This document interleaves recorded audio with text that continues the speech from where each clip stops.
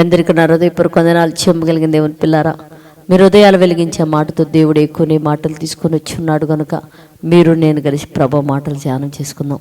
రాత్రి కాలం నుంచి మమ్మల్ని మా కుటుంబాలని సమస్తానికి జ్ఞాపకం చేసుకుని ఊపిరిని జీవాన్ని ఇచ్చిన దేవుడికి మన ప్రభువైన యేసుక్రీస్తు వారి నామములో శిరస్సు వంచి వందనాలు స్తుతులు తెలియచేసుకుంటూ ఈ దినం మన ఆత్మలకు ఆహారంగా దేవుడే మాటలైతే నియమించండి. ఒకసారి మనం చూడగలిగితే దేవుని పిల్లారా, హెబ్రీయులకు రాసిన పత్రిక 2వ అధ్యాయము 12వ వచనంలో రాయబడిన మాటలు మనం చూడగలిగితే దేవుని పిల్లారా, సమాజ మధ్యన నీ కీర్తి గానము చేసేదను అని రాయబడింది. దేవుని పిల్లారా, అంటే సమాజ మధ్యలో నీ కీర్తిని గానము చేసేదని చెప్తున్నాడు. నిజంగా చాలామంది పాటలు పాడడానికి కానీ దేవుని స్తుతించడానికి గణపరచడానికి భయపడుతుంటాడు.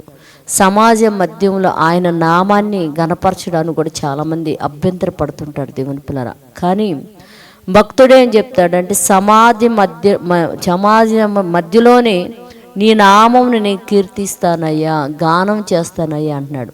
మనం కూడా సమాజంలో ఉన్నప్పుడు దేవుని పిల్లారా, వాళ్ళ మధ్యలో దేవుని మాటలు కీర్తించి గానం చేసే అంత శక్తి, అలాంటి కృప మనందరికీ దేవుడు దయచేయనట్టు ప్రార్థన చేద్దాం.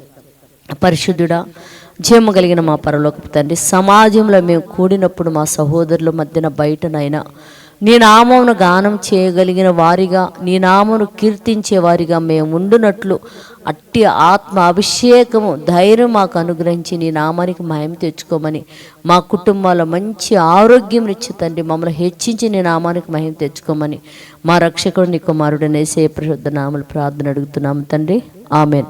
మీ అందరికీ నా హృదయపూర్వక వందనములు, ధన్యవాదాలు.